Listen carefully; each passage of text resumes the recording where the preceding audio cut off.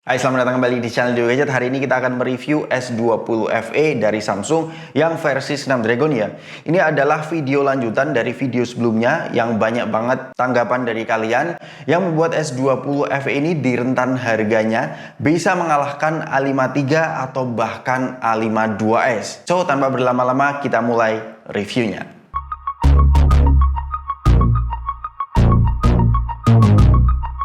Hal yang saya suka dari S20 FE yang pertama adalah dari sektor build materialnya, bukan desainnya ya. Kalau kita bahas desainnya, jelas S20 FE ini tidak terlihat semodern A52s atau bahkan A53. Tapi build materialnya itu cukup bisa meyakinkan saya ya, karena terbuat dari aluminium. Dibandingkan dengan A53 atau bahkan A52s, lebih solid di S20 FE ini. Tapi pada akhirnya kalau kalian suka menggunakan casing untuk proteksi tambahan, S20 FE ini juga nggak ketinggalan zaman ya. Ini masih terlihat elegan juga, dan BAM kameranya juga terlindungi oleh casingnya itu sendiri. Apalagi S20 FE ini juga mendukung micro SD ya, jadi cukup fleksibel untuk masalah storage-nya.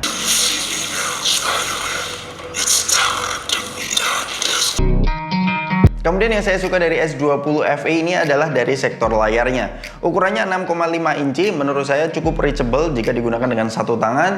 Sudah ada dukungan refresh rate 120Hz plus HDR10+, dan in-display fingerprint-nya juga ada di layar ya. Dan dari speknya kalian bisa melihat sendiri di GSM Arena. Tapi yang membuat saya agak penasaran adalah apakah ada problem di S20 FE ini. Karena banyak banget ya laporan bahwa S20 series itu mengalami green line. Tapi setelah saya searching, ternyata layar atau tipe AMOLED yang digunakan di S20 series itu menggunakan Dynamic AMOLED. Sedangkan di S20 FE ini menggunakan tipe panel yang berbeda, yaitu Super AMOLED. Jadi jangan khawatir untuk masalah green line. Tapi kalau teman-teman yang menggunakan S20 FE itu ada green line-nya, kasih tahu kita di kolom komentar di bawah. Tapi so far it's quite good. Untuk softwarenya ini sudah diupdate di One UI 4.1 ya, Android-nya 12. Updatean terakhir itu bulan ini April 2022. Secara garis besar, software dari Samsung UI-nya itu menurut saya adalah UI terbaik di ranah Android. Kalau ngomongin apa saja yang diupdate di One UI 4.1, yang saya rasakan adalah dari tampilan widgetnya. Ini ada smart widget di mana kalian bisa memilih 3 widget dalam satu kolom. Kemudian aplikasi editingnya ini lebih advance lagi dibandingkan dengan sebelumnya. Fitur-fiturnya ditambah lagi seperti erase object, ada erase shadow dan sebagainya. Kalian bisa explore sendiri. Lalu ada remastering picture yang lebih bagus, dan yang paling penting adalah updatean kameranya. Nanti kita akan bahas di bagian kameranya. Tapi yang jadi pertanyaan, S20 FE ini sampai kapan sih diupdate Android-nya?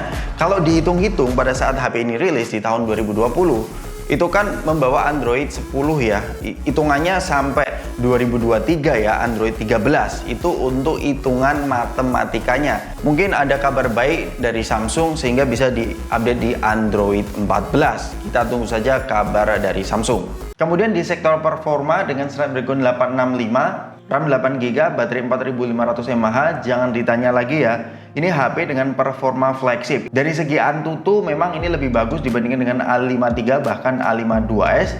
Tapi spesialnya Snapdragon 865 ini ada dua hal. Yang pertama adalah stabilisasi performanya lebih bagus dari 2 generasi setelahnya, bahkan 888 atau 8 Gen 1. Itu yang pertama. Yang kedua adalah keademan Snapdragon 865 ini lebih wajar dibandingkan dengan generasi penerusnya.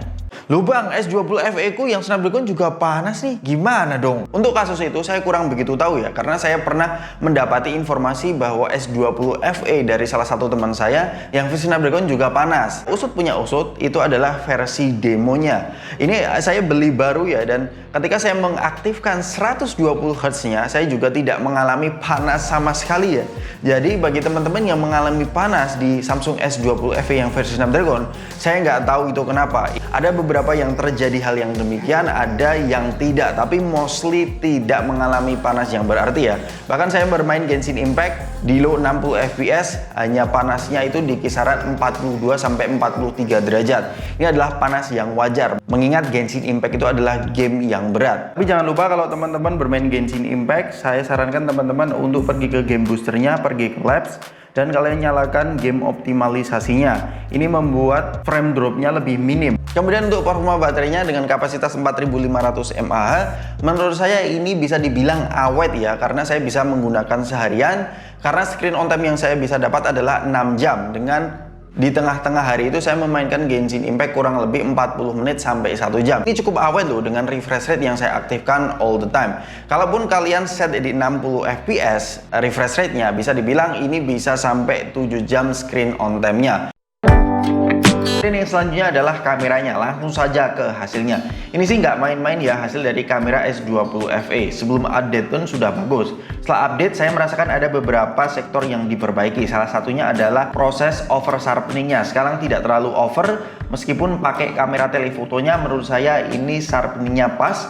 Semua kameranya memiliki konsisten warna yang cukup bagus, nggak terlalu jomplang antara satu lensa dengan lensa yang lain. Dynamic range-nya juga luas. Meskipun di kondisi challenging dia bisa menyeimbangkan antara highlight dan shadow. Pokoknya saya suka dengan racikan color cyan dari S20 FE ini, mirip-mirip dengan Pixel, nggak over saturasi juga. Namun salah satu hal yang perlu dicatat untuk selfie-nya di S20 FE ini, untuk skin tone-nya agak burik ya. Kalian bisa melihat sendiri wajah saya agak pucat. Kemudian updatean signifikan dari One UI 4.1 di S20 FE ini adalah kemampuan naik fotografinya.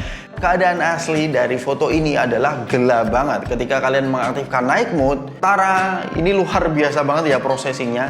Hampir sama dengan Huawei processing night mode-nya, meskipun cahayanya sangat minim. Tapi pastikan teman-teman untuk kondisi malam seperti ini menggunakan tripod ya, agar tidak shaky dan tidak noise. Ini adalah kualitas kamera selfie dari S20 FE Snapdragon. Ini untuk resolusinya Full HD 60 fps masih stabil ya. Setelah menyentuh 4K tidak stabil meskipun bisa sampai 60 fps. Coba lihat ini. Ini adalah 4K 30 fps di lensa ultrawide-nya. Untuk 4K-nya bisa kalian switch ya antar lensanya. Ini lensa utama dan ini lensa telefotonya. 4K 30 fps-nya bisa di switch. Mantep banget ya. Ini adalah 4K 60 fps dan masih stabil ya. Kalian bisa melihat sendiri footage-nya. Bagi para konten kreator di harga 6 jutaan, menurut saya S20 FE ini punya segalanya ya. Fitur-fitur fotonya lengkap, apalagi videonya bisa masuk ke 4K 60 fps stabil lagi. Kita akan cek autofokusnya, biasanya struggle di 60 fps. Wih, mantap juga ya. Untuk hasil instastory-nya kalian bisa melihat di Instagram saya @dimaswahyuka. Di sana saya juga post informasi mengenai tips kamera dan videografi. Tetapi memang deal breakernya bagi teman-teman yang mencari koneksi 5G yang versi Indonesia itu belum mendukung 5G ya. Jadi mungkin itu adalah salah satu deal breaker dari S20 FE. Kalau teman-teman penasaran dengan S20 FE di rentan harga 6 jutaan dan saya akan bandingkan dengan iPhone 11, stay tune di channel DW Gadget. Sampai ketemu di video selanjutnya. Peace out.